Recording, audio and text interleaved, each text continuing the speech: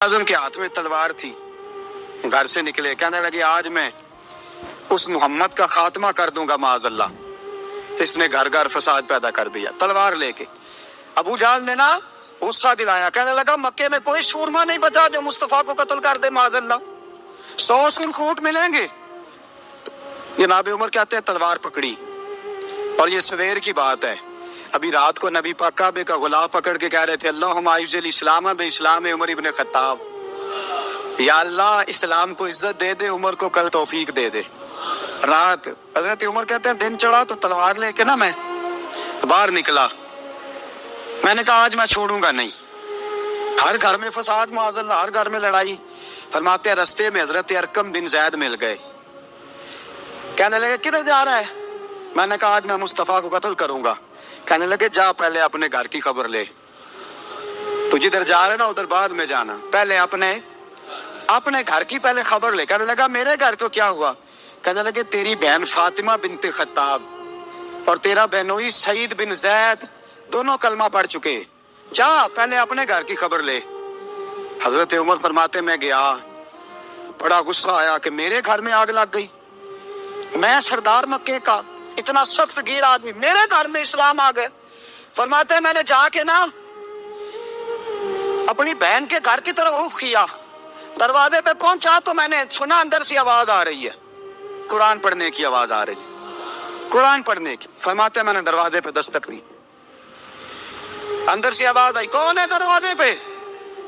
मैंने कहा उमर इब्न खत्ताब। फरमाते हैं कि मेरे बहनोई ने कहा कि फातिमा तेरा भाई बड़ा सख्त है। फरमाते हैं मेरी बहन ने जल्दी से कुरान के सफ़े लपेट के ऊपर रख दिए। मेरे भाई जो थे वो मेरे बहनोई एक दरवाजे के पीछे छुप गए।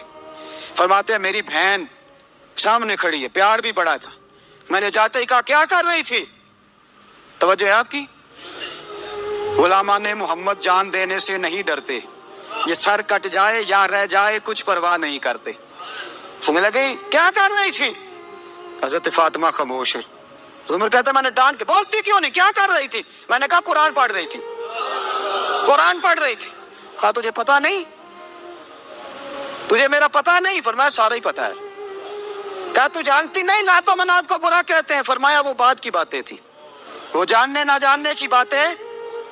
दोस्तों तवज्जो, हजरत उमर इब्न खत्ताब फरमाते हैं कि बहन इस जलाल, इस रोब, इस एतमाद से बोलती थी कि मैंने एक थप्पड़ मारा बहन के मुंह पे, मेरी बहन उधर जाके गिरी। फरमाते हैं कपड़े झाड़ के खड़ी हुई, कहने लगी उमर एक थप्पड़ नहीं तो 1000 मार, तो 1000 मार, लेकिन ये उम्मीद ना रखना कि मैं कुरान छोड़ जाऊंगी, ये उम्मीद ना रखना मैं कुरान छोड़ जाऊंगी। फरमाते हैं कि मेरे हाथ में तलवार थी, मैंने दस्ते की तरफ से ना, दस्ते की साइड से तलवार बहन को मारी, जोर जोर से, सर से खून निकल आया। फरमाया मैं अपने बहनोई की बड़ी इज्जत करता था, मेरा बहनोई पर्दे से निकला बीवी को बचाने, मैंने जोर जोर से 2 तलवार की पुश्ते उसके सर पे भी मारी, खून निकला। फिर मेरी बहन आगे हुई, फिर मारा। माते जब खून निकला ना बहन का, तो मेरी बहन ने अपना खून अपने हाथ पे लगा के कहा उमर जिस माँ बाप का खून तेरी रगों में है उसका ही मेरी रगों में भी है, उसी का खून मेरी रगों में भी है। फरमाया उमर जिस बाप की पुश्त से तू है मैं भी उसी बाप की पुश्त से हूँ, जिस माँ की छातियों से दूध तूने पिया है मैंने भी उसी माँ की छातियों से दूध। तवज्जो है आपकी? मेरी बात समझ में आ रही है? सुने बात, रसूल अकरम सल्लल्लाहु ताला अलैहि वसल्लम ने फरमाया, हजरत उमर रज़ी अल्लाह ताला अन्हु फरमाते हैं नबी पाक पे नाज़िल कुरान सुना तो जब मेरी बहन ने इससे जलाल के साथ बात की ना कि उमर मैं भी उसी बाप की बेटी हूँ, मैं भी उसी बाप की बेटी हूँ, मैं भी उसी कबीले की हूँ, खबरदार तू तुरशरू होके गाली 1000 दे, ये वो नशा नहीं जिसे तुरशी उतार दे। फरमाया तू चारा कर, तेल लगा, लेकिन तू मुझे इस्लाम से हटा सकता? हजरत उमर फरमाते हैं बहन का जलाल देखा तो मैं ठंडा हो गया, बहन का जलाल देखा तो मैंने कहा अच्छा मुझे दिखाओ क्या पढ़ रही थी, मुझे दिखाओ जरा क्या पढ़ रही थी। फरमाते हैं मेरी बहन कहने लगी तू काफिर है, इन्नमल मुशरिकून नजस, जा पहले वुजू करके आ, जा गुस्ल करके आ, जा पहले नए कपड़े धुले हुए पहन के आ, पहले तैयार होके आ। हजरत उमर फरमाते हैं मैं तैयार होके आया, मेरी बहन ने झोली में सफ़े रखे, قرآن پڑھے بہن، سنے بھائی، اللہ تقدیر بدل دیتا ہے۔ قرآن پڑھے بہن اور سنے بھائی۔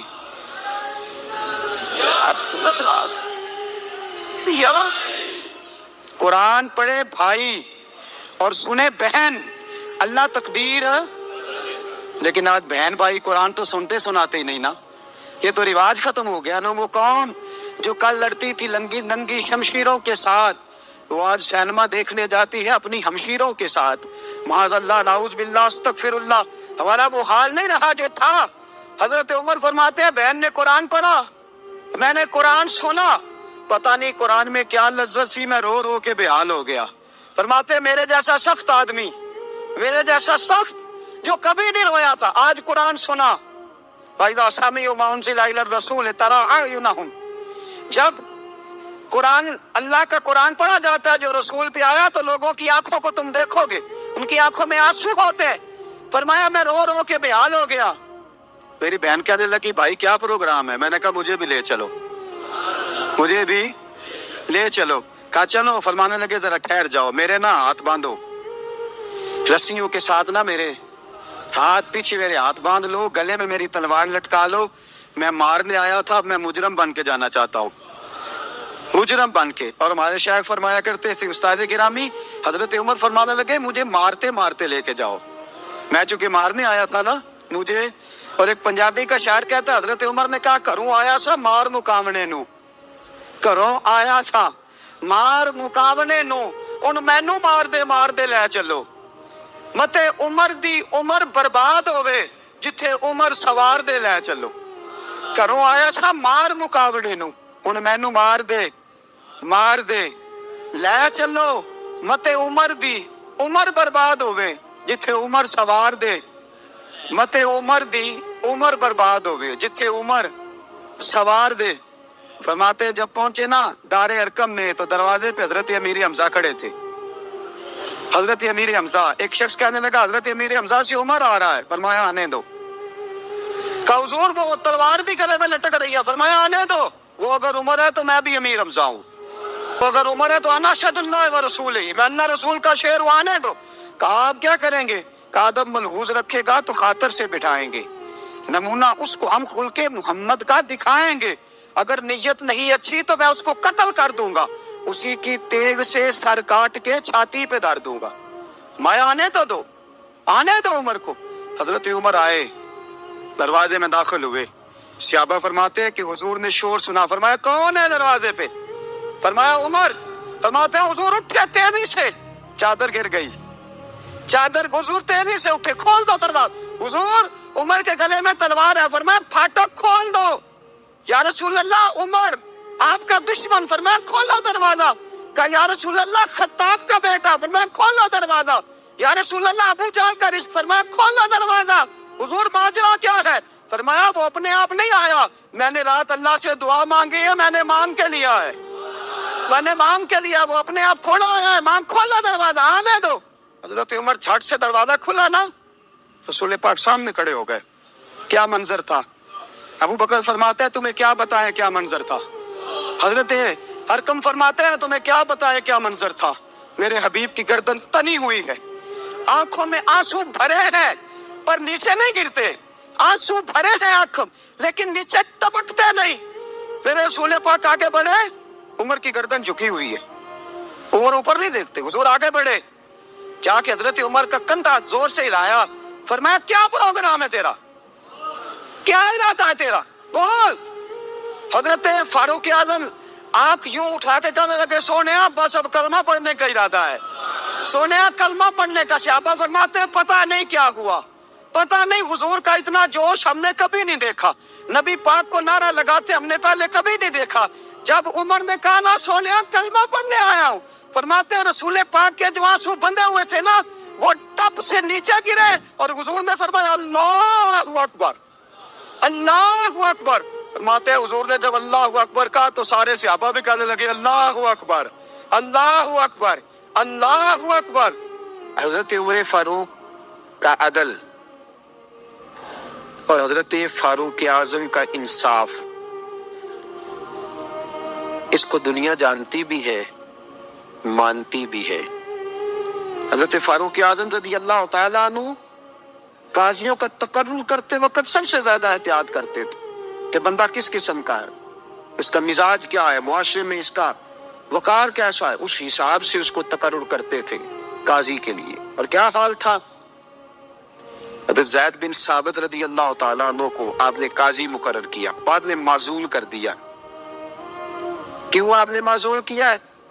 تو حضرت عمر کہنے لگے اس کی وجہ ہے، ایک دن ایک شخص نے، حضرت ابی بن کعب نے مجھ پر مقدمہ کیا، حضرت عمر پر مقدمہ کر دیا، تو فرماتے ہیں کہ میرے سامنے میں دیکھ رہا تھا، جب میں عدالت میں پہنچا تو زید بن ثابت نے میرا کھڑے ہو کے استقبال کیا، اور جب مدعی آیا ہے تو وہ بیٹھے رہے ہیں۔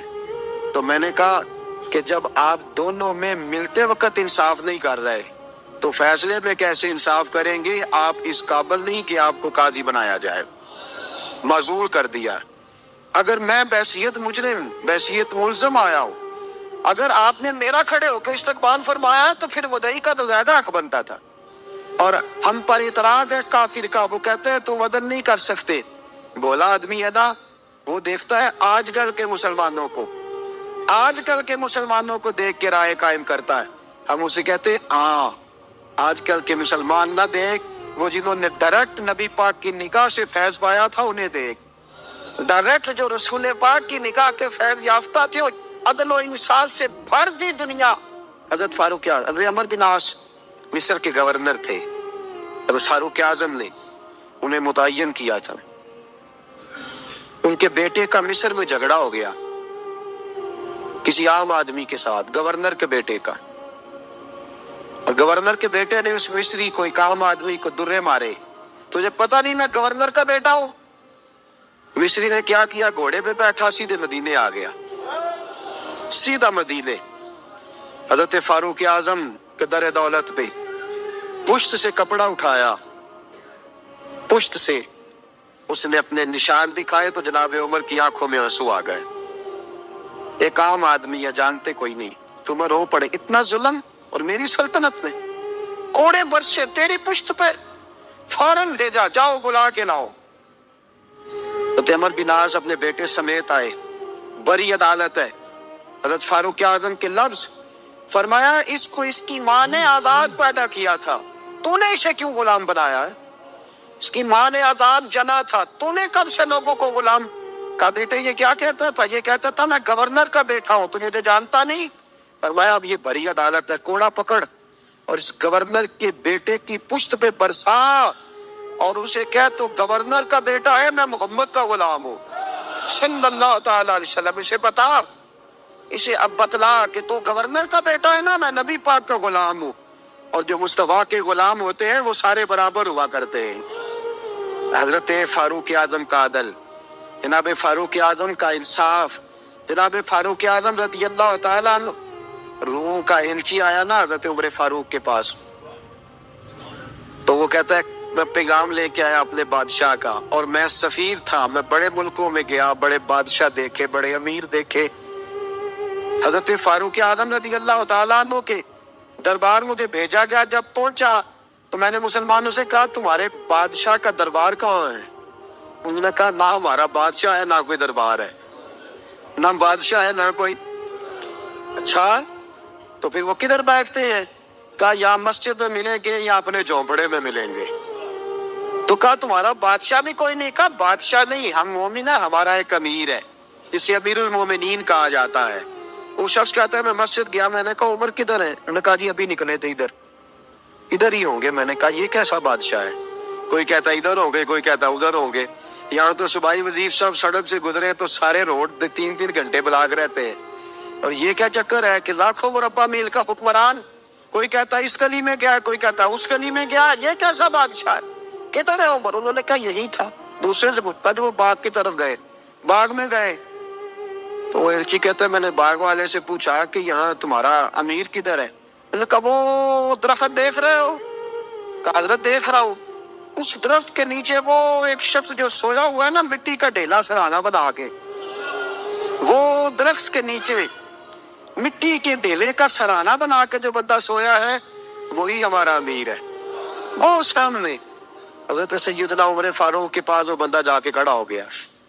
وہ کہتا ہے کہ پسینہ گر گر کے نا مٹی کے ڈھیلے پہ گارا بنا رہا تھا. پسینہ گر گر کے مٹی کا ڈھیلا, وہ تر تھا. حضرت فاروق اعظم سو رہے تھے. کہنے لگا میں بیسیوں اور درجنوں بادشاہوں کو دیکھ چکا تھا جن کی آگے 10 گن. حضرت عمر کی آنکھ کھلی, تامت سمیٹی اٹھ کے بیٹھ گئے. کدھر آیا ہے؟ کہنے لگا حضرت جی آیا تو کسی اور کام تھا, آیا تو کسی, لیکن اب کام کوئی اور بن گیا ہے. آپ نے فرمایا اب کیا کام بنا ہے؟ کہنے لگا میرا کام یہ بنا ہے کہ میرا بھی دل کیا میں بھی کلمہ پڑھوں اور نبی پاک کا غلام بن جائے. یہ کام بن گیا. اور ساتھیوں بس مدینے میں وہ دن بڑا عجیب تھا جب سیدنا فاروق اعظم کے بیٹے کا معاملہ آ گیا.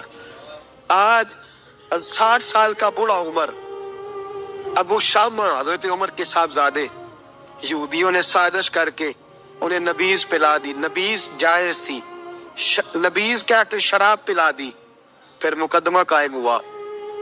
کا اب پتہ چلتا ہے عمر کتنا عدل کرتا ہے.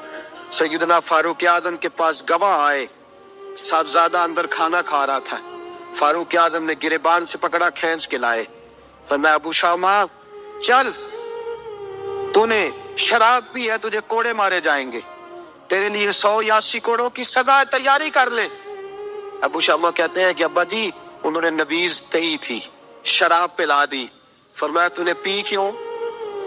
تو نے پی کیوں؟ بڑے بزم میں بار شیر مسجد نبوی کا فاروق اعظم. اولاد تو بزدل کر دیتی ہے نا بندے کو, اولاد تو کمزور کر دیتی ہے. آج مدینے نے عجیب ماجرا دیکھا. حضرت فاروق اعظم کی زوجہ روتی ہوئی آئی, کہنے لگی حضرت جی میرا لخت جگر ہے, ایک کوڑے کے بدلے پیدل حج کروں گی, ایک کوڑے کے بدلے صدقہ اور خیرات کروں گی. میرا بیٹا غلطی کر بیٹھا ہے, یہ کام نہ کرے. آپ نے فرمایا تو مجھے کہتی ہے میں یہ کام نہ کروں, تیرے حج اور تیرے کوڑے کیا کرتے, تیرے حج اور صدقے کیا کرتے ہیں؟ کوڑے لگانا میرے مصطفیٰ کی شریعت کا قانون ہے. تو بیٹے کی بات کرتی ہے, عمر کا اپنا معاملہ بھی ہوتا تو عمر یہی سلوک کرتا. لوگوں نے کہا حضرت جی آپ تھوڑی دیر, ابھی ان کی والدہ پریشان ہے, گھر میں پریشانی ہے, ذرا ٹھہر جائے, کل پرسوں ترسوں سزا دے لیجیے گا. فرمایا تمہیں یاد نہیں جب مدینے کی ایک بی بی نے چوری کر لی تھی اور میرے مصطفیٰ کی بارگاہ میں کہا گیا تھا حضور ذرا ٹھہر جائے, سزا نہ دے, تو حضور نے فرمایا تھا اگر فاطمہ بھی چوری کرتی تو ہاتھ کاٹ دیتا. تمہیں یاد نہیں میں تیرے مصطفیٰ کے ٹکڑے کھانے والا ہوں, میں کیوں دیر کروں, اس نے گناہ کرنے میں دیر کی ہے جو سزا میں دیر کروں, برساؤ کوڑے. حضرت افلا نامی غلام, حضرت جی آپ کا لخت جگر ہے. فرمایا لخت جگر نہ دیکھ, مصطفیٰ کا قانون دیکھ. میرا بیٹا نہ دیکھ, مصطفیٰ کے قانون کا قیام ضروری ہے. اگر علی بیٹے کی قربانی دے سکتا ہے, اگر لوگ فاطمہ کے بیٹے کی قربانی یاد رکھیں گے تو تاریخ کبھی بھی عمر کے بیٹے کی قربانی نہیں بھولے گی. فرمایا غلطی سے ہو گیا یا جیسے بھی, اسے خیال کرنا چاہیے تھا. کوڑے لگاؤ. 80 کوڑے لگے تو بیٹے کی روح پرواز کر گئی. جب جوان بیٹا کسی کا, کوثر نیازی نے کہا تھا باپ کا جنازہ اٹھانا بڑا آسان پر بیٹوں کے جنازے اٹھانے بڑے مشکل ہیں. جب فاروق اعظم کا بیٹے کا انتقال ہوا, بیٹے نے آنکھیں کھولی, باپ کی طرف دیکھا تو سیدنا فاروق اعظم عدل و انصاف, 2 آنسو آنکھوں میں آئے. کہ بیٹا حضور سے جا کے کہنا کہ عمر نے بیٹا نہیں دیکھا, آقا تیرا قانون دیکھ, جا کے حضور سے میرا پیغام دینا. حضرت ابو شامہ رضی اللہ تعالیٰ عنہ وصال کر گئے. تاریخ کیسے کیسے منظر ازالت الخلفاء شاہ ولی اللہ کی بطور والا پیش کر رہا ہوں. حضرت ابو شامہ کا وصال ہو گیا, 20 کوڑے باقی تھے. لوگوں نے حضرت جی آپ کیا کرنا ہے؟ فرمایا اس کا جنازہ پڑھو, اسے قبر پہ دفن کرو, باقی 20 کوڑے اس کی قبر پہ مارو, اس کی قبر پہ 20 کوڑے مارو. کا حضرت جی ایسا بھی ہوتا ہے؟ فرمایا اس لیے ایسا ہوتا ہے کہ یہ میرے مصطفیٰ کا قانون ہے, میری اولاد کا معاملہ ہے تو میں درگزر کروں. فرمایا مارو کوڑے. حضرت سیدنا حذیفہ بن یمان فرماتے فاروق اعظم بیٹے کی قبر پہ کھڑے تھے, داڑھی آنسوؤں سے بھری ہوئی تھی. میں دوڑا ہوا آیا, میں نے کہا عمر نہ رو, آج خواب رات تیرے بیٹے کا جنازہ تھا, جنازہ پڑھ کے سویا ہوں تو خواب میں مجھے رسول پاک کی زیارت نصیب ہوئی ہے. نبی پاک خواب میں تھے تو 2 سبز غلے तेरे बेटे को पहना रखे थे और रसूल पाक की बगल में खड़ा था। हुजूर ने फरमाया उमर को जाके कहना कि तूने बेटा पाक करके भेजा था, अल्लाह ने जन्नत के सारे दरवाजे खोल दिए हैं। अल्लाह ने उमर को मेरा सलाम कहना और उसे कहना उमर तेरा हुदूदुल्लाह कायम करना खुदा को भी पसंद है, मुस्तफा को भी पसंद। साथियों, उमर इंतकाल कर गए। 26 जिलहज को जख्म लगा। यकम मुहर्रम का दिन, आज का दिन हजरत फारूक आजम को याद रखना, लोगों को बताना, दिन भर उमर की बातें करना, खिराज तहसीन पेश करना। हजरत फारूक आजम को जख्म लगा। आपने फरमाया अपने बेटे से बेटा जा हजरत आयशा के पास, गुंबद खजरा में 3 लोगों के दफन होने की जगह है। एक में अबू बकर दफन हो चुके, एक में रसूल पाक का मज़ार कुदसी बन चुका, एक जगह खाली है। जाके आयशा से पूछना, मुझे पता है वो 18 साल की उम्र में रसूल पाक पर्दा कर गए थे। 18 साल सैयदा की उम्र थी। आयशा ने जगह अपने लिए रखी हुई है। जाके बाहर खड़े होके कहना अम्मा जी, उमर कहता मेरा दिल करता है, मेरा दिल करता है कि मुझे नबी पाक की गुंबद के साए में जगह मिले। जाके अर्ज करना और बेटा बाहर खड़े रहना, ज्यादा जिद ना करना, मोमिनों की माँ है। हजरत सैयदना अब्दुल्लाह इब्न उमर कहते मैं बाहर खड़ा था, दरवाजे के बाहर खड़े होके कहा कि उमर का बेटा हूँ। अम्मा जी, उमर फरमाती इजाजत दो तो दिल करता है नबी पाक के साथ ले जाऊं। वफा में गुजार दी उमर सारी, सारी जिंदगी लै सजना आसा तोड़ निभाई, दिल करता है हुजूर के साथ लेटने को। तो हजरत आयशा सिद्दीका, हजरत अब्दुल्लाह इब्न उमर फरमाते मैं दरवाजे से बाहर खड़ा था लेकिन आयशा के रोने की आवाजें बाहर तक आ रही। हजरत आयशा सिद्दीका हिचकियां लेके रोई। सैयदा आयशा ने फरमाया उमर से जाके कहना उमर कोई कब्र की जगह किसी को नहीं देता, लेकिन उमर तूने वफा की तारीख बनाई है, उमर तूने कमाल कर दी है, उमर तूने हद कर दी है। उमर को जाके कहना कि मैं जन्नतुल बकी में दफन हो जाऊंगी, जहां मेरा वक्त आएगा दफन हो जाऊंगी, लेकिन उमर तेरी खिदमत कहती है कि तुझे नबी के साथ दफन होना चाहिए। सैयदना अब्दुल्लाह इब्न उमर फरमाते हैं कि जब दफन होने के पानी पर सहेलियां रंगा रंग खड़े, तरे औसदा जानिए जिसदा तोड़ चढ़े। फरमाते आया उमर को आके बताया पेशानी खून से भरी हुई। उमर ने सजदे में रख दी, रो के कहा आज मेरी तोड़ निभ गई है। हजरत फारूक आजम मुस्तफा के साथ लेट गए। मेरे नबी ने फरमाया उमर मैं तुझे अपने पड़ोस में दफन कर रहा हूँ, तूने अगर राह वफा में बेटे तक कुर्बान कर दिए है ना, तो कयामत तक जो मुझे सलाम करने आएगा तुझे भी सलाम करके जाएगा।